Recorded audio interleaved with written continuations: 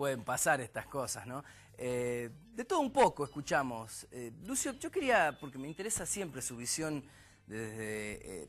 usted es un receptor de alguna manera de lo que deja la escuela primaria y la secundaria a lo largo de su historia de docente, porque los recibe ya los chicos también a nivel universitario, ¿no? Pero quería que analice un poco lo que dije en el inicio del programa, que tuvo la oportunidad de escucharlo respecto de este anuncio de una presidenta que por mostrar de alguna manera algo positivo a nivel económico o tratar de enrostrarle a la Argentina que ahora tenemos más plata, está maleducando a la gente. Encontré yo esa beta, digo, como para empezar a preguntarnos qué es la educación, ¿no?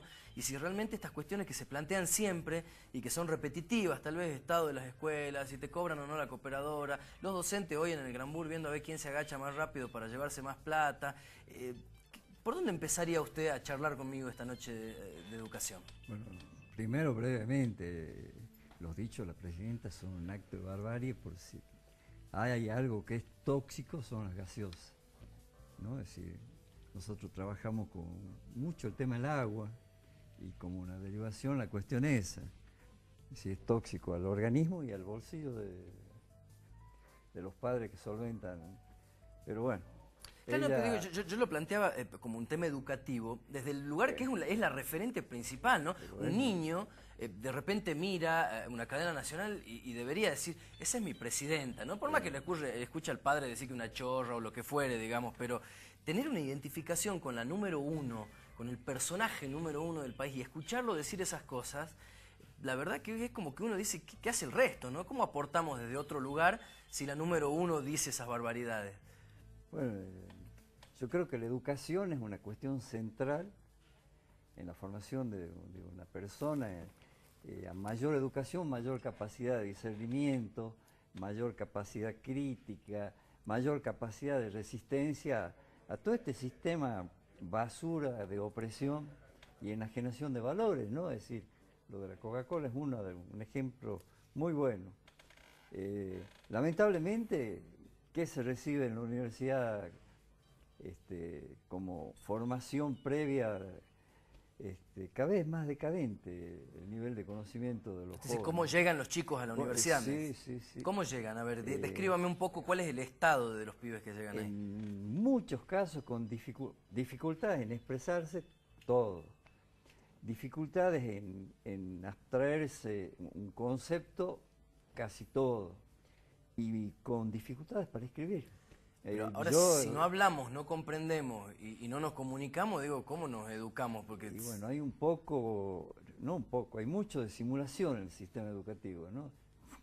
Es muy buena su pregunta, es decir, se está enseñando realmente a alguien que tiene dificultades para escribir, tiene dificultades para leer, estoy hablando de los que llegan a las universidades, y no puede abstraer un concepto ni aunque uno le ofrezca, bueno, yo no soy creyente, el cielo, ¿no? Bueno, mi hijo, por ejemplo, aprendió a leer y a escribir a los 4 años y pico, 4 años y 2 meses, 3 meses, ya empezó a meterle. Entró a primer grado sabiendo leer y escribir a la perfección, hoy te lee de corrido cualquier cosa, entiende, abstrae el concepto, tiene 7 años, ¿no? Pero yo lo veo perdiendo el tiempo adentro de la escuela. A veces hasta digo, si no fuera una obligación legal, tal vez no lo mandaría y me quedaría con él unas cuantas horas del día enseñándole cosas que realmente sirvan para algo, ¿no? Bueno, yo hoy tomando examen le expresé a mis alumnos idénticas palabras, porque ellos... Vayan a la casa, ¿no? Le abría el juego a la crítica del sistema de examen, a la crítica de la acumulación de conocimientos que no son tales y de la inutilidad, y a la imposición que hay en el sistema educativo curricular que viene desde el Banco Mundial. A partir del 95 se aprueba la Ley de Educación Superior. Esto de formar para la industria, digamos, o para las empresas. Formar para las empresas. Formar obreros, digamos, en definitiva. Y a nivel universitario, obreros de baja calificación, ¿no? Y hablábamos de eso. Yo, charlando con ellos en la intimidad, les decía, bueno, para superar esta chatura hay que ser autodidacta. Lean, busquen orientación, porque el nivel educativo en la universidad también se vino muy abajo, y no producto de una cuestión presupuestaria, ¿no? Porque se incrementó mucho. Es una cuestión cultural, y los docentes que están acomodados en con excepciones, prestando servicio y cobrando, no leen. Es dramático, ¿no? Pero, dramático ver, uno porque por ahí somos piensa, sujetos sí, de ser sometidos por cualquiera. ahora uno piensa, ¿no? De repente se pregunta, ¿es cierto esto de que se diseña eso para que ocurra esto, digamos, que el poder político, sea quien fuere, quien lo tome, digamos, arma el sistema educativo y lo mantiene de esa manera para que el país justamente no salga de esa chatura o una provincia en particular? O sea, ¿está diagramado para eso? Está diagramado. Yo logré, no logré, compré, había antes, la cerraron después una librería del Banco Mundial en Buenos Aires, donde ellos vendían el documento sobre educación pública en Argentina. Y ese documento se trasladó textualmente, con muy pocas modificaciones, a lo que es la Ley de Educación Superior, la Ley Federal de Educación, que bueno, que después ya la sacaron, pero el diseño de nuestra educación está hecho por los yanquis en función de sus intereses empresariales, básicamente, porque Obama también es un títere de las empresas transnacionales, y nos dictan hasta lo último de lo que se tiene que enseñar, y la zanahoria es que hay financiamiento. Entonces uno aplica eso y te da más plata. Aplica con más profundidad, viene más dinero, pero todo está diseñado desde afuera. Pero el objetivo es destruirle la cabeza a la Y gente, lograr digamos. una masa sumisa de mano de obra de distintos niveles, yo hablo del universitario, barata, funcionales, porque hasta la orientación, si se financian algunas carreras, otras no, a las empresas que ellos tienen interés en que... Pero de hecho la educación surge, digamos, como sistema ya en sus inicios para igualar los contenidos que se venían a obligar desde un régimen, ¿no? Es decir, a poner un cassette en la cabeza de la sociedad para que se comporte de determinada manera y vaya hacia determinado lugar. Y eso, digamos, no cambió desde que arrancó la educación hasta el día de hoy. Bueno, eso empeoró un montón. Es decir, en la medida de que los diseños educativos tienen una impronta ideológica y que esa impronta es la del sector dominante, es un pacificador de voluntades, digamos. Hay un libro de Freud, El malestar en la cultura, que habla justamente de eso, ¿no? De que el ser humano tiene inquietudes, pero que la cultura, entre comillas, las aplasta, la educación también. Bueno, De la hecho, educación está aplastada, ¿no? Eso es lo que Hay, nos importa. sí, hay una cosa también que es particular, teniendo en cuenta esta visión cultural.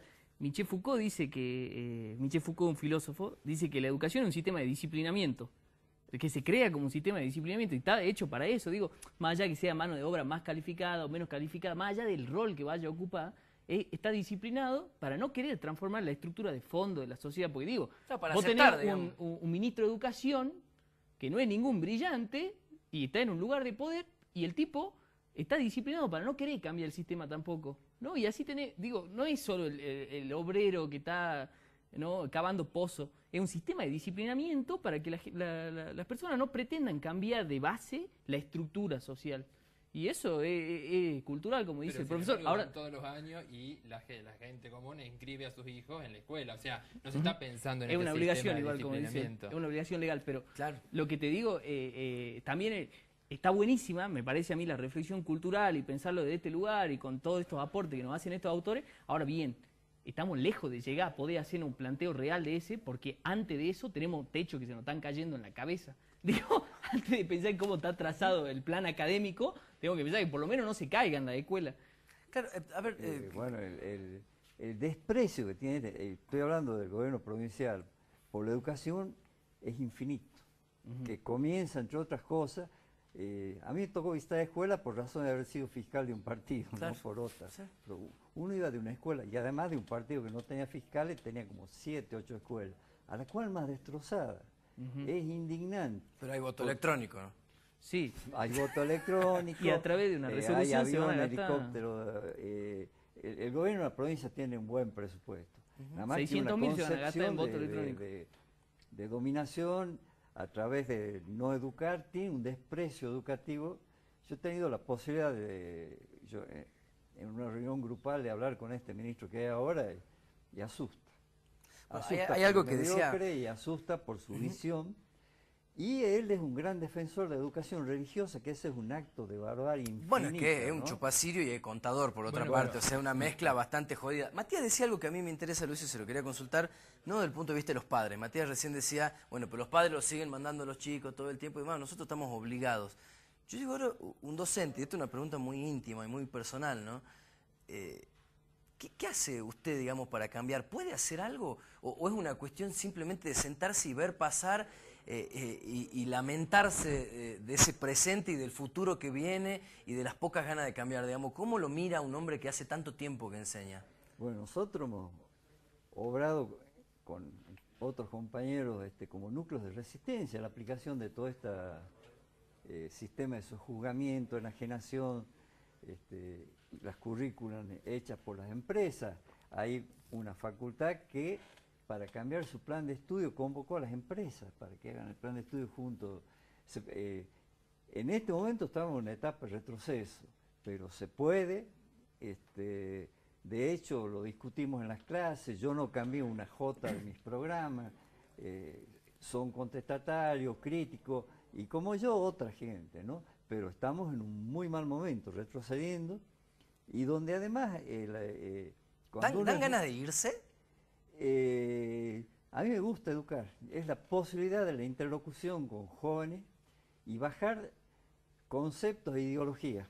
Claro, pero ahí se ponen como en contradicción dos miradas de la educación, porque él dice, bueno, se meten las empresas a establecer los programas educativos, pero si no se mete o no se piensa la educación en relación al trabajo, ¿para qué nos educamos? Podría preguntarse una gran parte de la población. ¿Para qué? ¿Qué función tiene la educación si no es para que yo después pueda trabajar y ganarme el pan a lo que estoy obligado a hacerlo para sostener a mi familia, a mi casa? Pero esa es una visión capitalista y mercantilista, pero... Está bien, pero es muy válida también Claro, esa claro, mirada. pero ¿qué es la educación en esencia para usted? Porque Hasta la década del 90 el sujeto social no eran las empresas. Ahora los propios alumnos, y a mí me horroriza, no hablan de la sociedad, hablan de las empresas. Y la educación, y sobre todo la educación pública... Apuntan a una empresa, digamos, no... Para ellos su universo laboral y su universo de interactuación son las empresas, y no la sociedad. Cuando en la educación pública está formando gente que tiene esa oportunidad para prestar servicio al conjunto de la sociedad, ¿no? Y de ese conjunto de la sociedad, como estaba en los estatutos de la universidad, los sectores de menos ingresos. Hay un documental que se llama La educación prohibida que habla de varios sistemas interconectados nuevos, el Waldorf entre ellos y otras cosas. Bueno, por eso yo quería, y cuando le preguntaba si no dan ganas de irse o de qué se puede hacer, ¿nunca pensó, por ejemplo, en fundar algo alternativo desde un punto de vista altruista, no más allá de estar haciendo una resistencia en la universidad? Por ejemplo, un grupo de estudio paralelo acerca de determinadas cuestiones o una escuela de pensamiento para aprender a educarnos, por ejemplo. No sé, algo que rompa los esquemas, ¿no? Porque si no, yo la verdad que encontré en usted a lo largo del tiempo, en todas las entrevistas que le hice, una mirada muy interesante respecto de algunos puntos que me parecen que son los ejes centrales de los problemas educativos. Y digo que por ahí estaría bueno, ¿no? Desde ese modo de pensar, dar un paso adelante en ese sentido. Bueno, lo hemos dado hace 3, 4 años. Nosotros armamos una cátedra libre de ética ambiental, o abierta, pero es cátedra libre. No depende de nadie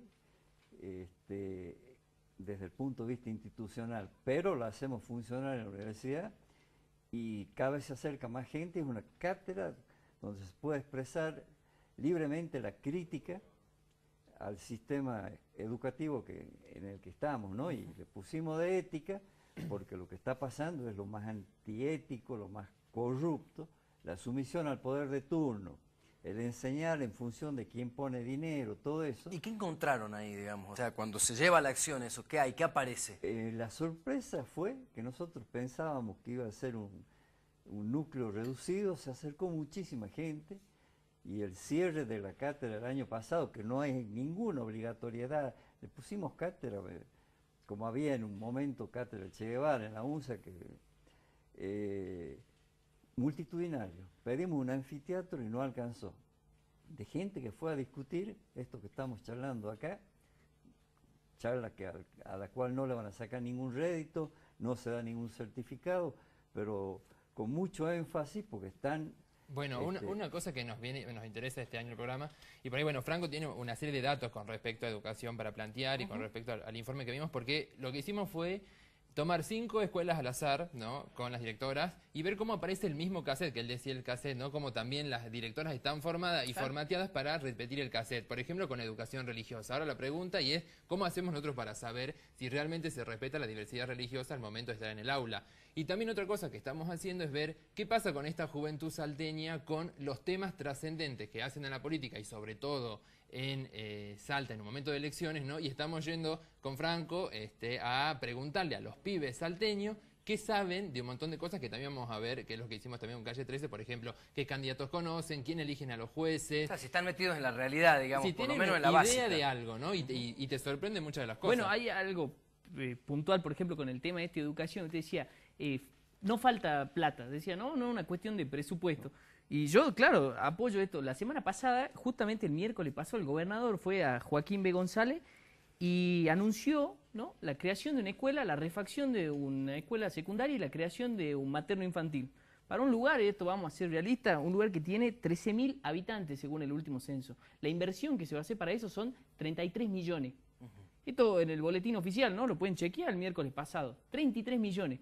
Sin embargo, la ayuda económica que está mandando, por ejemplo, el gobierno nacional ahora para refacción de la escuela es de 80.000 pesos. Digo, ¿qué poder ponen tela mosquitera No, con pero 80.000 pesos? a vos no te contestaron cuánto manda la provincia. Lo de la provincia es directamente exiguo. Es risible. Es terrible, pero después se traslada eso al problema, digamos, que está ligado a la cuestión de la cooperadora. Tenés que pagar, estás obligado a pagarle a alguien porque te dicen las directoras, no me dan detergente, no me dan lavandina, no tengo borradores, no tengo tiza. Y a mí qué carajo me importa a la hora que yo voy, pago mis impuestos, soy un ciudadano que respeta todas las normativas vigentes, digamos, y quiero apelar a la educación pública y gratuita y no puedo. Digamos, se refleja esto. Y salen a defender las directoras, que es terrible, como se vio en algunos casos. Tienen miedo, en muchos casos tienen miedo. Es que no sé, ya no hay lugar para el miedo en la cuestión educativa. A esta altura del partido, si vos tenés miedo, te tenés que ir de esto, porque hoy las escuelas son trincheras, son campos de batalla, donde estás en el medio de una guerra que la perdés siempre, porque el padre viene y te putea y tiene razón. Sí. Porque los chicos se aburren y tienen razón en embolarse. Hay docentes que no saben manejar una tablet, cuando los pibes a los 5 años te manejan tablet, teléfono, computadora, buscan en Google, saben qué, Wikipedia, y la maestra por ahí ni lo encontró en su vida, más allá que sea una enciclopedia de mierda, digamos. Pero yo creo que el problema del miedo debería ser totalmente intrascendente al día de hoy. Y va pasando, ¿no? Van apareciendo directoras que salen y dicen, bueno, ¿sabés qué? Pasa todo esto, el ministro me la tiene por el piso y esta es la realidad, y te la pone y te llevan de la mano y te dicen, mira, acá pasa esto, acá falta esto otro, y yo tengo que salir a poner la cara por los Fue coincidente que las directoras más jóvenes han sido las que han reaccionado con una posición más contestataria que por ahí las directoras que tenían más antigüedad.